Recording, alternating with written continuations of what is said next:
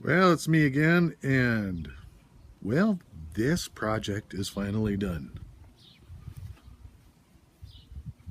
Finally got the lattice on here. Come here, ladies. Say hi. They're awfully friendly. I don't quite understand that. I had no idea that chickens were that friendly. And I don't know if you can see it. Probably not. It's kind of hard to see in there. There's a thermostat in there that actually controls the exhaust fan and the heat lamp. So basically, we have a chicken house that's grow room insulated and digitally climate controlled, which is kind of funny. So this project is officially finished. Now it's time for me to start going camping again. And then there's this monstrosity again. Finally got all of the liner trimmed down to size. I'm going to finish covering that with sandstones. That's going to be a fun project because you just basically drive aimlessly down Nebraska country roads and pick up sandstones and then bring them back here and cover this. That was a beagle. These goofy little coffee cups here, these are things that the previous renters left behind. These are going to go away, but sure makes a great place to grow horseradish until then. But I'm going to build a little pergola over top of this because, as you can see in there, we're getting some algae, and that's primarily dead algae because there's a UV clarifier on it. But either way, it's still, the sunlight creates an algae problem, and then I have to kill it, and then it settles out in the pond. So until I get around to building that pergola, I'm just going to put a shade cloth over top of this. Then I got the rocks and everything up over here. You can see the UV clarifier in there, and the spillway finally did show up. And then there's a siphon tube, which you can see coming out of there. The reason I did that is because I was going to put a flagstone over top of this to cover it, but even the thinnest one I could find was still almost 300 pounds. No thank you. So I just took some potted plants and I put them down in the gravel so they are in contact with the water. And then I put a siphon tube on there. You probably can't see it running very well, if at all, but it constantly flows water through that gravel. Seems to make a good biological filter too. A friend of mine up the road here named Rod, that's what he used basically for the, good grief, I don't know how many hundreds or thousands of tilapia that he grew up there, or still is, but that's all he used for a biological filter, and it worked perfectly fine. So that's what I'm using. Thanks for the tip, Rod. So that's that. Again, monstrosity. And now it's time to start finishing up in here. I started on this last night. Not on that side, but on that side. I'm water sealing the inside walls of the greenhouse, and I'm going to paint those white. And then I took all my towers down in my living room, and I'm going to bring those out here to run on this system because the tilapia in there,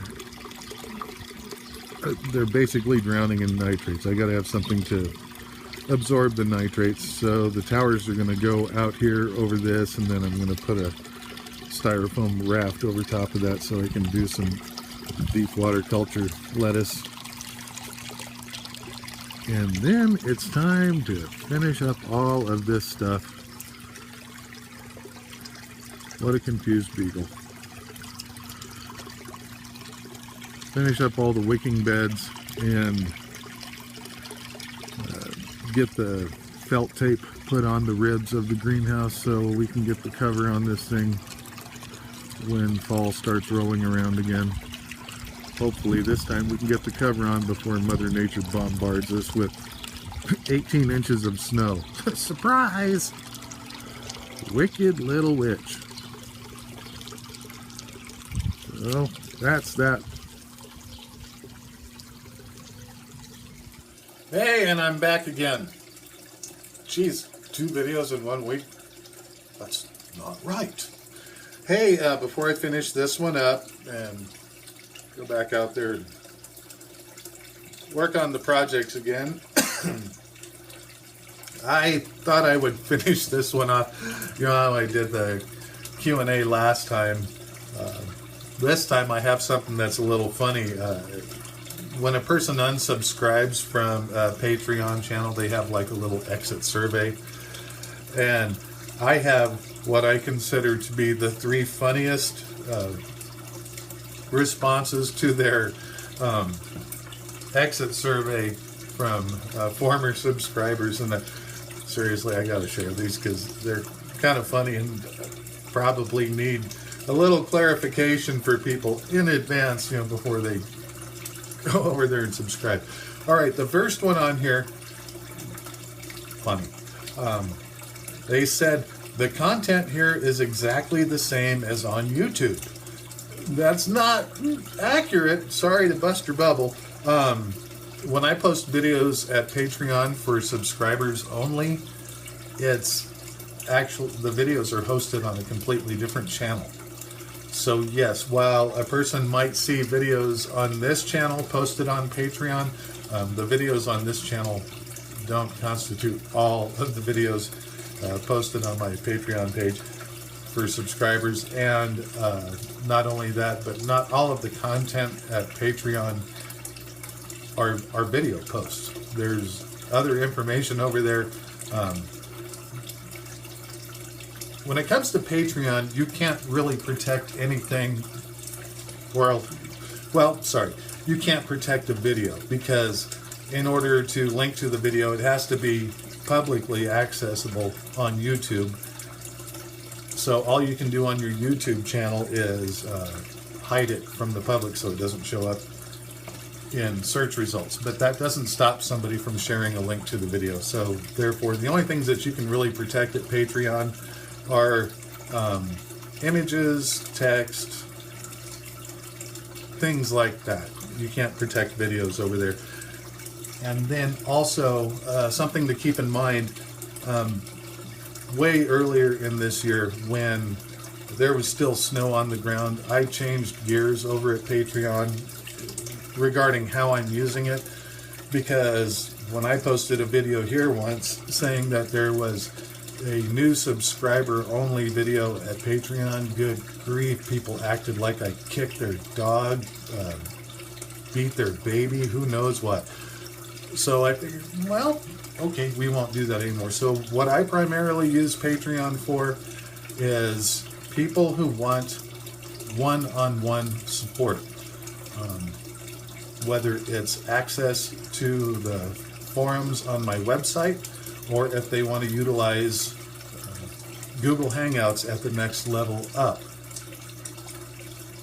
That's what I use Patreon for, and that's what a number of other people do as well. It's a subscription support channel. That's all I use it for.